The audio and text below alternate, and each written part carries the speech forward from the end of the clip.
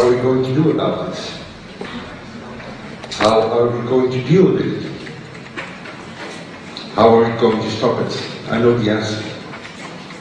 There is only one person who can stop it. And you know him. You are. You are the person, the one you have been waiting for. We are magnificent, beautiful, godlike, divine human beings. Ladies and gentlemen, sisters and brothers, in this auditorium and in the whole world, thank you so very much for being present with us. And for now, please enjoy this anthem.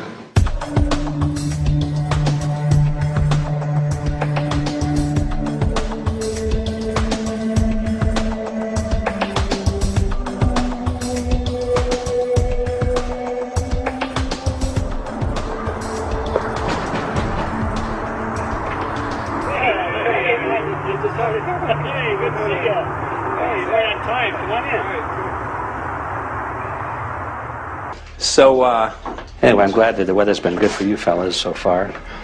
Just think if we were doing this in the wintertime, you might, if you're going to Washington, D.C., you might run into snow. Thank God we're not. That's right.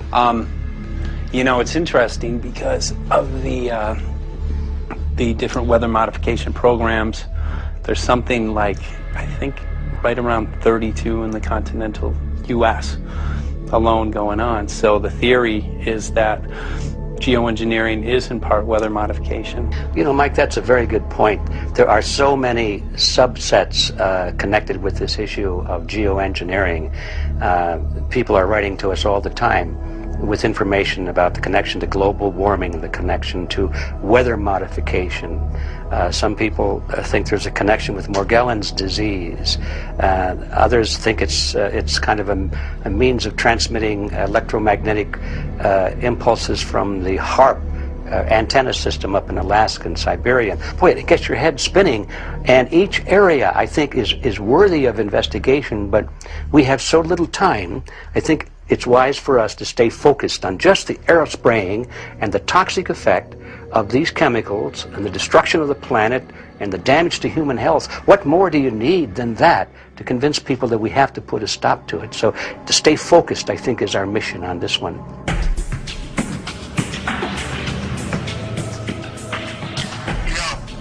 Jeremy, we had an idea. We know that you know the political system real well. Our idea was this: we have a ton of data and information that we've collected throughout our travels, and you know, we really think a good way to end the film would be addressing this to elected officials, some of the senators. So we were wondering this, if you might be able to come and kind of help us out and perhaps show us the way in how to get this done politically. But it sounds like a really good idea, and I'm also going to get to in terms of researching who it is that we should really focus on talking to about this.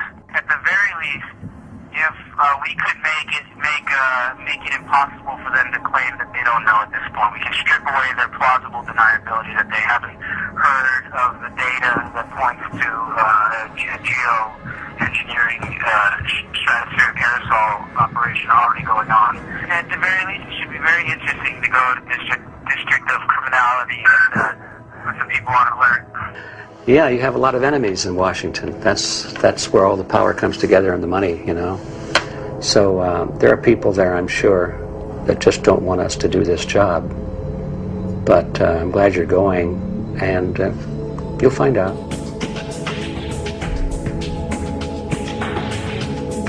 We took the data to Washington, D.C. There we presented our elected officials with the following letter. According to the 5th article of the Bill of Rights, amending the Constitution for the United States of America, no person shall be deprived of life, liberty, or property without due process of law. But the daily spraying is depriving all persons living within the United States of life, health, liberty, and integrity of our common and private property without due process of law.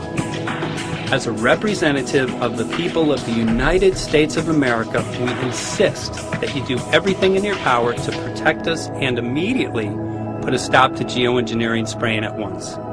There exists no justification, legal or otherwise, to poison the planet and its inhabitants.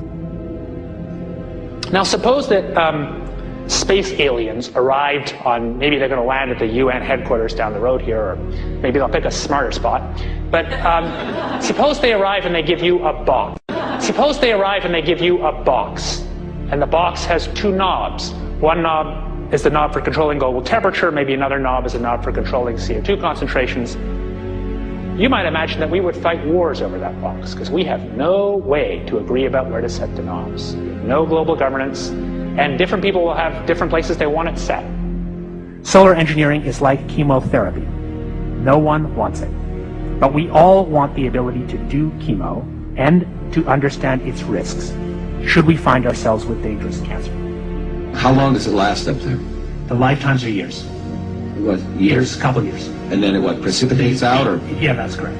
no toxic side effects that we know of? The thing we always wonder about is the unknown. Yeah. So if you're thinking about, say, the acidification, it's clear that's not a problem. There's several studies that showed that. Right. But of course the concern here is with so little research, there may be some unknown that comes out of that field that bites us. My name's Mike Murphy. I'm a filmmaker in from Los Angeles. We're covering an issue called geoengineering. Okay, thanks guys. Senator, quick question about the issue of geoengineering. I'm afraid I don't know what you're talking about. And wondering if you were supportive of geoengineers' proposals of spraying 10 to 20 million tons of aluminum into the atmosphere. I should really get a briefing paper on it before I give an opinion. Oh, not a problem. Are you aware of the issue? Not completely. At all? Okay. Do you have a letter from constituents, and people have concerns? Yeah, We're making a documentary about the I don't know, you guys have credentials to be here? Yes, we do. We pass through security as well. Endowed by our creator. I think so. Please don't Put that. Please don't touch my property. You're lying. No, why? What did we lie? What did we lie about, sir? No, we're not. What are we lying about? Lying about what? It's a little unusual, huh? I haven't heard that. You're not aware of it? And it appears that these programs have already been deployed. You know, I haven't looked at that proposal, and so, why don't you let me review it? I can do that. Are you aware of? Actually, I'm going to go. Yeah. Let me go ahead and get that. I will take a look at this, and I will act accordingly. General, this program, this openly covert program of the aerosol spraying, stratospheric aerosol spraying, geoengineering, using tons of aluminum, spraying it up in the sky. I have no idea what you're talking about. Okay. Commonly called chemtrail survey. When you were the head of NEMA, did you see the aerosol trails? Mike Murphy, filmmaker in Los Angeles. Hi, sir. And we're covering an issue called geoengineering, and wanted to know if you're supportive of geoengineers' proposals.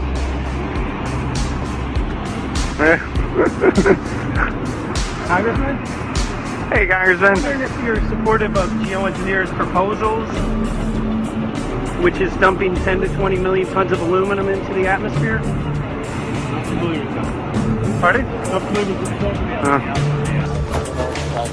Okay. You make an appointment to my office. I'm not supportive. I haven't looked at it close, so I don't. Have you heard of the issue? Because it's becoming mainstream in public, and there are actually congressional committees which are being formed to talk about these programs. Mm-hmm. Yeah.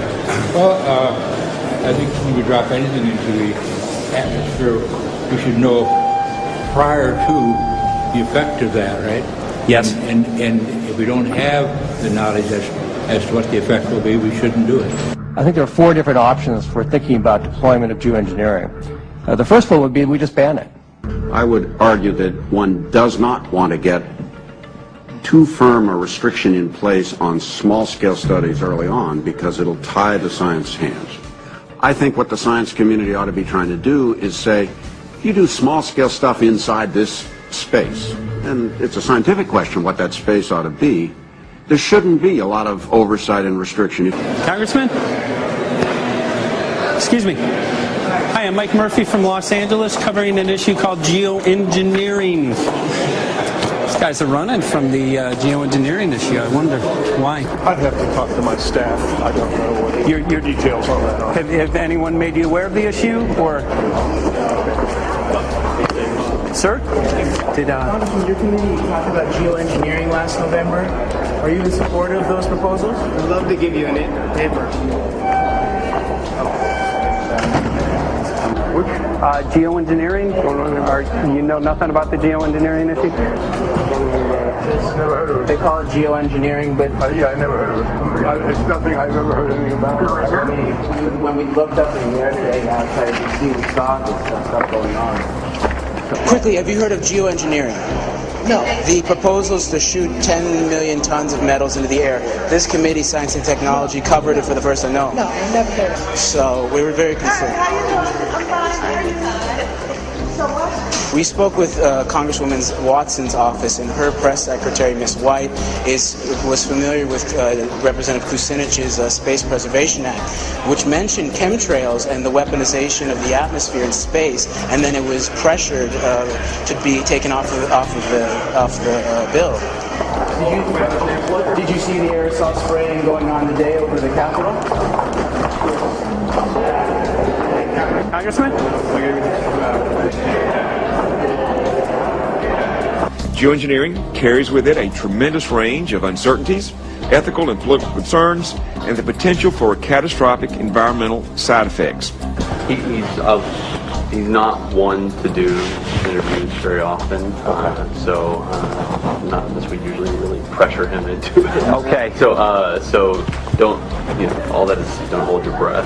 As chairman of the Committee of Jurisdiction, I feel a responsibility to begin a public dialogue and develop a record on geoengineering. We want to know if you're supportive of their measures by spraying 10 to 20 million tons of aluminum into the atmosphere? No, I think we need to have more research. Okay. And about the issue of current deployment, there's literally a mountain of evidence that many people believe proves the deployment of these programs. Any knowledge of that? No, there's certainly not a mountain of evidence.